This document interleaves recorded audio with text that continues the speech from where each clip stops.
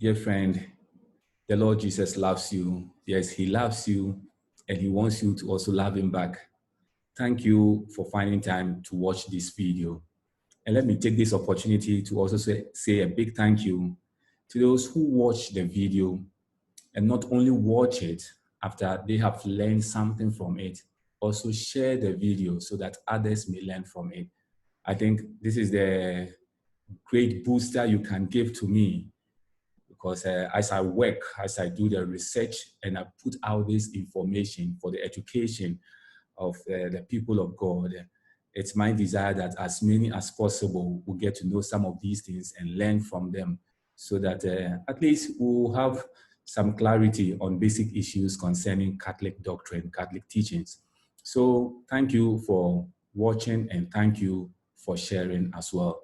We are all involved in the work of evangelization. Our topic today is the impediment of abduction. Abduction. To abduct somebody. I've already done one video on derailment impediments in general. And what we are doing now is to look at some specific impediments. And one video I've also done on specific impediment is on the impediment of impotence. So please watch these videos as well if you haven't already done that.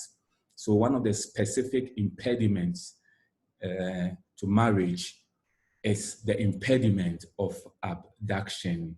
And I kindly encourage you to be patient, and I'm sure that at the end, you will understand what this impediment is all about. I went online, dear friend, for a quick definition of abduction. One definition from Cambridge stated abduction as, and I quote, the act of making a person go somewhere with you, especially using threats or violence, unquote. So this definition is enough for our discussion. Basically, forcing somebody against his or her will to do something.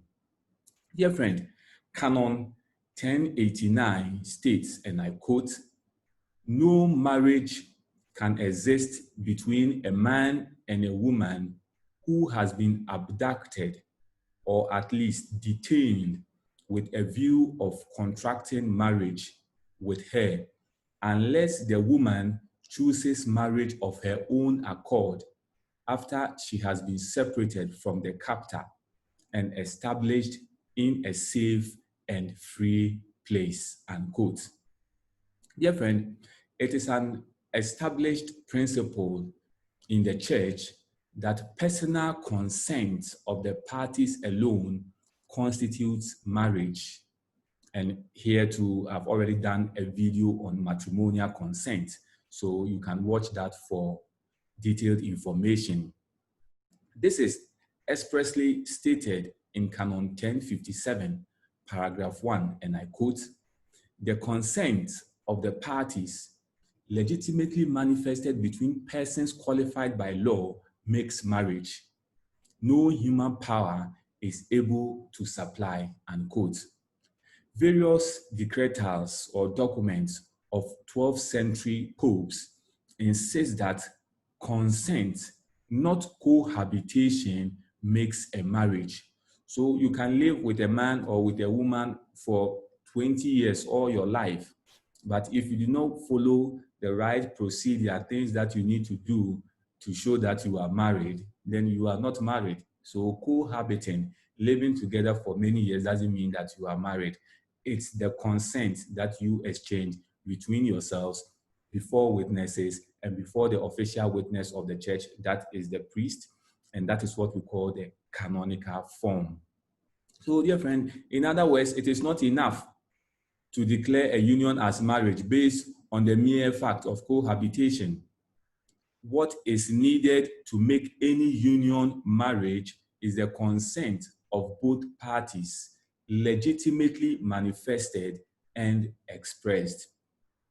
My dear friend, the consent which establishes marriage must also be given freely. Canon 219 states, and I quote, all the Christian faithful have the right to be free from any kind of coercion in choosing a state of life, unquote. This canon, dear friend, affirms the essential equality of all people and the right to exercise their universal and invaluable rights. These rights include their right to follow their vocation. Dear friend, it is worthy of note that God, the Creator, endowed human beings with free will, the freedom to choose what we want, and of course, face the consequences.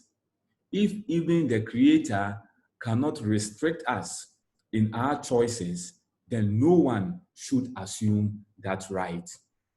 My dear friend, in Ghana, we sometimes hear of situations where marriages are arranged for people without their consent. It becomes even more worrisome when young women are violently abducted and forced into marriages. When this kind of situation arises, the freedom of consent is called into question. And dear friend, indeed, it may be argued that the lady in question has consented to the marriage in her predicament. This argument cannot be sustained because as long as she remains in abduction, she lacks the freedom to consent to marriage. So, looking at the text of the canon, it can be seen that the impediment arises when a woman is abducted or kidnapped against her will. Dear friend, this impediment can also arise in a situation where an abducted or kidnapped woman is retained in a place to which the abductor has access. In fact, some canonists hold that, and I quote John P. et al., the abductee could even be detained in her own home if the abductor has free access to it. So the abduction must not be to be taken to another place per se. The one can be abducted even in her own home if the abductor has free access to it. In other words, there must be full and uninhibited freedom on the part of the woman. It's as if to say she must be fully in charge of her life. So, my dear friend, the impediment of abduction is not about situations of elopement or seduction. To elope, that is when the two lovers decide to flee or to relocate to another place without letting their family members know. In these cases, the woman voluntarily cooperates in the whole enterprise. The impediment of abduction involves some amount of violence. This can be physical, as in a situation where force is applied, or moral, as in a situation of threatening to harm the woman's family members or her reputation. The violence can be inflicted by the abductor himself or by others acting as his agents. So maybe the man can just hire people to threaten the woman. So the threat, the violence can be inflicted, as we have just said, either by the abductor, the man himself, or by others acting as his agents. Therefore, another important thing to note is that the abduction must be motivated by a particular reason, and in this case, marriage. If the abduction has nothing to do with marriage, then we cannot talk of the impediment of marriage. The impediment, dear friend, ceases when the abducted woman is set free from detention and placed in a safe environment. This means she is free from the abductor's power over her and is able to live her life without fear of any harm. So the moment the woman is set free from her abduction and placed in a safe place, then she would be able to freely decide whether to marry her one-time abductor or not. So in that case, there will be no impediment. The impediment does not arise if the woman freely chooses to marry him after she has been set free and put in a safe place. The impediment, my dear friend, of abduction is an ecclesiastical law which can be dispensed by the local ordinary, even when the woman is still in abduction.